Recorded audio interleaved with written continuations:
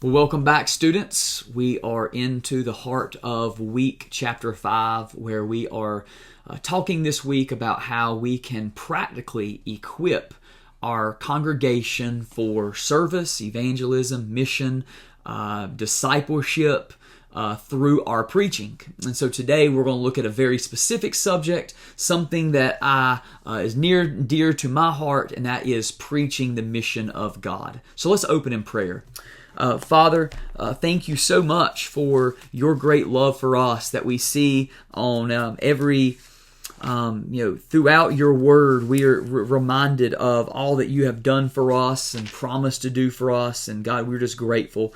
And Lord, I pray that today you would help me to be able to communicate this information well, to encourage these students to understand your mission and to proclaim your mission at every chance, so that our congregations can recognize that they too are called to be a part of what you have been doing and will continue to do until Christ returns.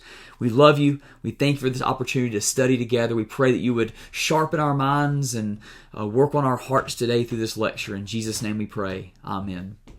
All right, preaching the mission of God. I thought this would be a relevant idea, something not specifically covered in any of our textbooks, but something that I've written on. It was what my dissertation really was on. It's also going to follow very, very closely to the book Hearers and Doers, and kind of what he's getting at the heart of. But preaching the mission of God. Today, in today's world and in the preaching literature and things like that, we read a lot and hear a lot about Christ-centered preaching, the importance of Christ-centered preaching. And if you look in Luke chapter 24, we see that Jesus teaches his disciples to interpret the Word of God with himself and his work, his saving work on the cross and resurrection, as the interpretive key of the entire Bible. He opens their eyes to understand the Scriptures, and he teaches them from Moses and the prophets and the Psalms about how about his suffering, his death, his being raised on the third day, and here's where it gets interesting. In Luke chapter 24, verse 46, Jesus, after opening their minds to understand the Scripture, says, "Thus it is written," meaning the Scriptures. In the Scriptures it's written, the Old Testament is what Jesus would have been referring to, that Christ should suffer on the third day, rise from the dead. So he's saying that the Scriptures talk about this. The Scriptures point to the Christ himself, the Christ death and resurrection. But this is what it says in verse 47.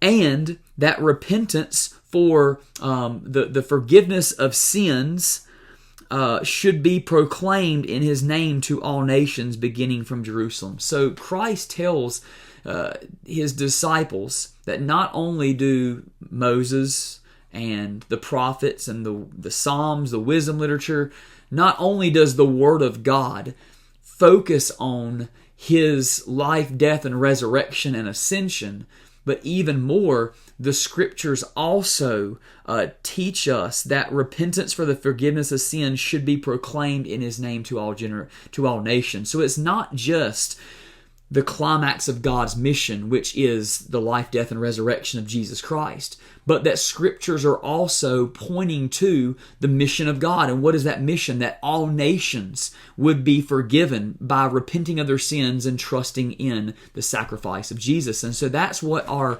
goal is today in this lecture, to consider how can we equip our people to be faithful followers, faithful disciples of the Lord. How can we equip our people to serve and to evangelize and to make disciples and to participate in missions? Well, one of the ways we do that is through preaching the mission of God. And so let's talk about that. It's one of the best ways we can practically equip our people. Yes, Sunday night classes, a Sunday school focus, training events are so helpful for gathering groups of people and doing practical teaching and practical training, those sorts of things to equip our people to know their spiritual gifts, to learn how to use everyday conversations to open up gospel conversations. There's no doubt that those are some of the most effective ways to equip our people. But we have to remember as preachers who are called to make disciples, to lead our church to make disciples, preaching is one of the most powerful tools because we are handling the Word of God. We are preaching the Word of God, which we know never returns void. And so we can equip our people to grow in Christ-likeness and to make disciples and participate in God's mission by preaching the mission of God. Because in doing that regularly, which we're going to talk about in just a few seconds, we are able to remind our people of what God's goal is for the church, for us as individual Christians, that for the lost and for all of creation. And that is, God is on mission and God is doing something. So one of our main responsibilities as a pastor is to build up a people who are equipped to grow, to serve, to evangelize, to make disciples, to do ministry on their own. And one of the best ways to accomplish this is through preaching, more specifically preaching the mission of God. And as I just unpacked at the very beginning, Luke chapter 24, 44 through 49, Jesus teaches his disciples to interpret Scripture. Specifically the Old Testament, because the New Testament wasn't there yet. But the Old Testament, Jesus says that it is not only about his death and resurrection, but that the Scriptures are also about God's mission.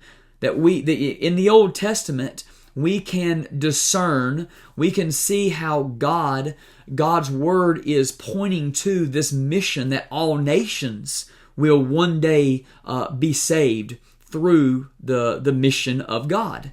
And we, of course, know the New Testament is about the life, death, resurrection, and ascension of Jesus. We know the New Testament is about God's mission because everywhere we turn, we are told to, tell the lost about Jesus, and we are told to go and make disciples, and we are shown how to grow in Christ-likeness, which is, one of our missions. We are to become like Christ in our attitudes and beliefs and thinking and practices. So Jesus teaches that Scripture is not only just about the climactic event of his life, death, resurrection, ascension, is also about God's mission to redeem sinners. Therefore, if we're going to interpret Scripture like that, it means we should also preach Scripture like that. If all of Scripture is related to Jesus and all of Scripture is related, pointing to, explaining how God is on mission, God is working towards a goal, then not only are we going to be connecting our preaching to what's been accomplished in Jesus Christ, we're also going to be asking those questions, okay, but how does this passage also relate to God's mission? What does this passage reveal about God's work, what He's doing? God's mission through His people Israel, God's mission through His people the church, God's mission through His Son Jesus, God's mission of new creation and redemption. How is this passage helping us to see what we're called to do as God's people? Missional preaching is recognizing that God's Word is about Jesus and about God's mission, and preaching it such a way that God's people begin to see, that, hey, I'm a believer because of what God has done for me in Jesus Christ, and to be a believer means I also have a mission, and now my life should be poured out to live for Christ. Missional preaching begins with this understanding, the belief that all of Scripture relates to God's mission. And so from creation to new creation, Genesis 1 to Revelation 22, God is working towards something. God is doing something in creation, in His people, through His Son, and understanding that and bringing that out in preaching can help our people to see that also. This is how I define missional preaching. Missional preaching is a missional hermeneutic, a missional way of reading the Bible, seeing God's mission on the pages of Scripture, applied to God's Word so that a sermon's explanation and application emphasize the mission of God in Christ for the purpose of building up and sending out the church for its mission of making disciples. And you can see that's a pretty wordy definition, but it's starting with the Word of God. That this is what God's Word reveals to us. It's what God's Word teaches. Therefore, when we explain and apply our passages, we should also be emphasizing what God's Word emphasizes, which is the mission of God in Christ. And why are we doing that? Well, it's for the purpose of building up and sending out the church for its mission of making disciples. So hopefully that's helpful. The mission of God is found throughout Scripture. You see it in creation. God created with a purpose. God gave, Adam and Eve, humanity, His image bearers, a goal to exercise dominion over all creation, to be fruitful and multiply. In His mission of redemption, because of sin, He saves a people called Israel, and He covenants with them and calls them to live distinctive lives, to be a holy nation and kingdom of priests, so that the nations would see and hear and come and believe. We see Jesus' mission in the Gospels, the church's mission that Jesus gives to the disciples, and then we see kind of fleshed out on the rest of the New Testament. And then new creation, where a mission of salvation is no longer needed because everyone who belongs to Jesus will dwell with God forever and ever in the new creation. That's the mission of God on the page of Scripture, and we see it throughout God's Word. So, missional preaching, though, like Christ-centered preaching, doesn't seek to find mission in every single verse. Like it's kind of like that warning about Christ-centered preaching and explaining and applying our passage.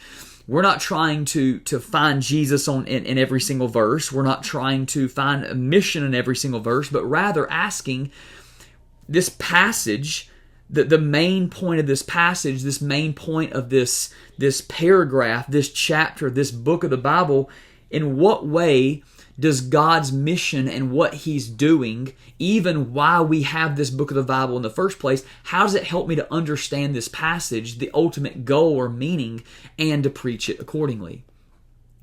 And so here are some characteristics that I think are helpful for thinking about missional preaching, which I hope helpfully it will help us to see how this equips our people and our congregation for discipleship and to go make disciples. Well, number one, missional preaching proclaims Christ. So in proclaiming Christ, we are proclaiming the gospel. And we've already talked about that in the last lecture, but even more than that, we are also proclaiming God's mission, God's love, God's faithfulness, because the climax of God's mission is Jesus. Everything before Jesus is building up to Christ and pointing to God's mission in Jesus. Everything after the cross event is lived out. It is an explanation of why it took place and what that means. The church is the church because of the death and resurrection of Jesus. The church should live in a certain way because of the life, death, and resurrection of Jesus. All of everything after the cross and resurrection is lived out. It's an explanation of what God has done, God's mission in Jesus. So to faithfully preach the mission of God is to preach Jesus, because Jesus is the centerpiece of everything God has done. You can't really ultimately fully preach God's mission, whether it's the mission of creation or Israel's mission, church's mission, God's final mission and the new creation. You can't preach any of that without reckoning with the cross and resurrection, because that's where the victory is won. Missional preaching proclaims the gospel, and we already talked about that in the last lecture. To faithfully make disciples and to faithfully build up our people and reach the lost in our preaching means we've got to preach the gospel. We need to apply the gospel to our people. And missional preaching recognizes that the gospel is the centerpiece of Scripture, the good news of what God has accomplished in His Son Jesus' life, death, resurrection, and ascension. Therefore, when we are explaining and applying our passage, we are going to be, seeing, hopefully, trying to see where the gospel needs to be preached, how it needs to be explained or applied so that the lost can hear and believe, so that our believers can be encouraged, corrected, built up, whatever that might looks like. In missional preaching, disciples believers. So, maybe you're familiar with this passage. It really comes down to what we're talking about. Ephesians chapter 4, verses 11 and 13. Let me turn to that real quick. This is a section where Paul is talking about unity in the body of Christ and how Jesus has gifted every believer with gifts. And then we get to verse 11. And Jesus gave, speaking to the church, He gave the church apostles, prophets, evangelists, shepherds, and teachers too, right? So He gave the church these gifts, these people, for what purpose, we might ask Paul? Well, he tells us to equip the saints for the work of ministry, for building up the body of Christ, until we all attain to the unity of the faith and the knowledge of the Son of God, to mature manhood, to the measure of the stature of the fullness of Christ. So one of our main responsibilities as pastors, preachers, shepherds is to disciple our people into maturity through the preaching of God's Word, in order to equip them to know the Word of God, to make disciples, to become more like Christ in their everyday life. And the way we do this most effectively is week after week after week, faithfully preaching the Word of God, drawing out the gospel, drawing out who Jesus is and what He's done, drawing out that because of what Christ has done for us, we are now called to live on mission, to serve others, to evangelize the lost, to participate in mission, to mission and ministry using our gifts, and that's what it means to be a believer, and that's how we can use our preaching for that end. So, whether we're preaching Old Testament narrative, wisdom literature, apocalyptic passage, or epistles, we should be asking the question, how does this passage reveal or connect or fulfill some aspect of God's mission? In what way is this helping us to see what God has done or what God is calling us to do as His people? Missional preaching is so helpful. I believe it is essential, it's vital, because I believe God's Word, as we see in Luke chapter 24, should have been interpreted in light of Jesus and the mission of God. But just practically, missional preaching is faithful to Scripture because that's what Scripture is revealing to us. It preaches the entirety of Scripture, because to preach the mission of God is to understand, biblical theology, to understand how all the parts relate to the whole and what God has been doing, will do, and has done in the past. It connects Scripture to Scripture. It helps Christians understand the story of Scripture and where they fit in it. It emphasizes Christ, emphasizes the gospel, emphasizes the mission of God, and it practically helps us to prepare and equip our people for mission, because as we're relating God's mission, the passage we're preaching from, we're explaining it and applying it to our people. We're going to be building up our people, teaching our people, and hopefully calling our people to respond. And so, one of the ways we can equip our people for what God has saved them to do is through missional preaching. Maybe this is a new concept you've never heard. Maybe it resonates with you. Maybe it doesn't. Regardless, if you have any questions, anything I can help you to understand or point you to, please don't hesitate to reach out. Drop me an email or leave a comment on the video, and I'll be sure to respond. Until the next lecture, God bless.